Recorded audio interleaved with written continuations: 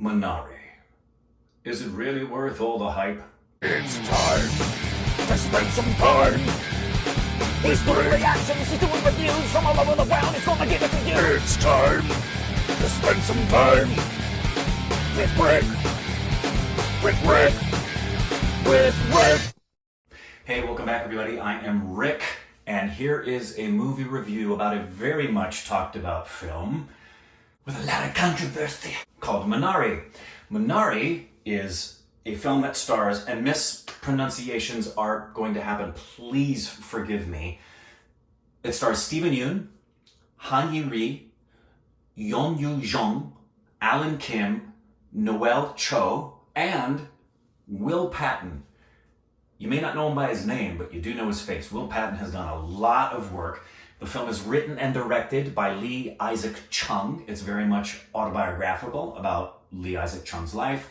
And the score is by Emile Mosieri. The controversy right off the bat here, many of you have heard about this, that Minari is a film that was nominated in the Golden Globes and won for Best Foreign Film. The Globes, they may not change the name of the category like the Oscars did to International Film, because they'd have to change the name of their organization, because the Golden Globes are run by the Hollywood Foreign Press. They'll probably keep the name. I don't like it, but that's beside the point. The reason it is nominated at the Globes for International Film was because of the way they have the criteria for a foreign film. It will not meet that criteria for the Oscars, and I'll explain, and it shouldn't. I've been pounding the table for this for a while. It's an American film. It's the story of a family who are living in America, who just happen to be of Korean descent, and they are here pursuing the American dream. And because they are of Korean descent, they speak Korean at home.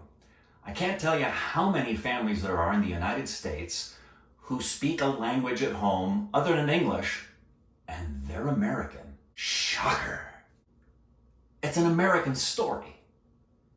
The boy in the story represents the writer-director, Lee Isaac Chung.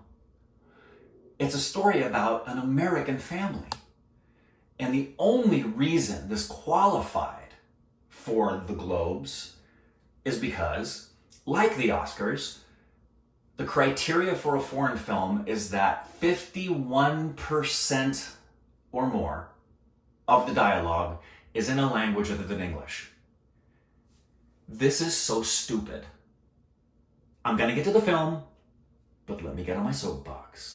There are over 60 countries around the world who have English as either their primary language or their national language.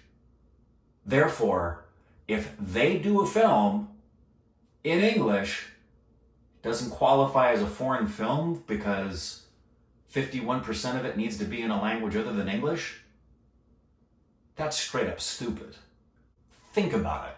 That means if you have a film made in Australia, the Bahamas, Barbados, Bermuda, Botswana, Cameroon, the Cayman Islands, England, Fiji, Gambia, Ghana, Grenada, Jamaica, Ireland, the list goes on. Malta, who either have English as their prominent language or their national language, if they make a film in English, it won't qualify. They can never be nominated for both the Globes and the Oscars.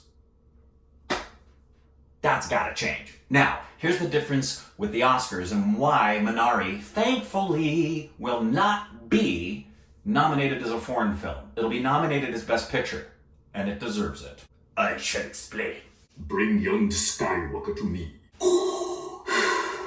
Rule 13 in the Academy's rules specifies that an international film is defined as a feature-length motion picture, which for the Academy means it's over 40 minutes. The Globes requires it to be 70 minutes or longer. The Oscars, it can be 40 minutes or longer, and it qualifies as a feature-length film. But here's where we get into the differentiation.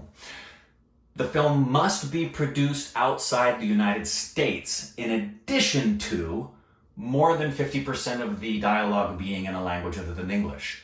So the Oscars requires not only that the language be other than English, again, dumb, but that the film be produced outside of America. Minari was produced here. American production company, executive produced by that Korean master, Brad Pitt. All of that controversy aside, let's talk about Minari and its merits. One of the best films I've seen this year, with an absolutely flawless performance by the entire ensemble. It will not surprise me. I still have a couple of other films to see, but right now it will not surprise me if the cast of Minari gets the Screen Actors Guild Award for Best Ensemble Cast. It will be nominated for Best Picture. I would bet the house and the farm and Corbin's kid on the fact that Minari is going to get a Best Picture nom, and it deserves it. It'll probably get several other nominations as well. It's a really beautiful film, basically flawlessly acted by the entire cast.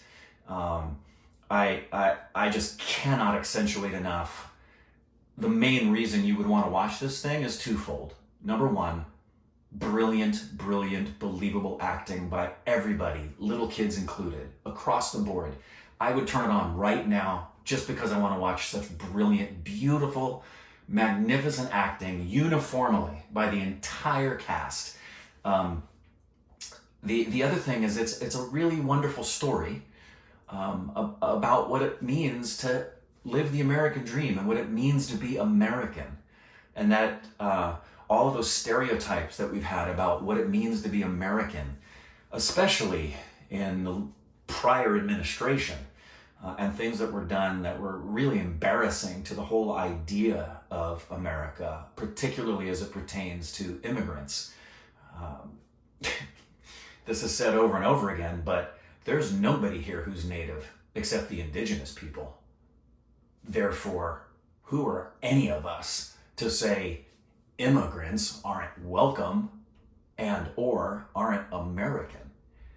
My personal experience in Southern California, growing up here, I was friends with growing up, and I worked with side by side illegal aliens from Mexico. Every single one of them that I knew and worked with were beautiful, selfless, hardworking people. Every single one.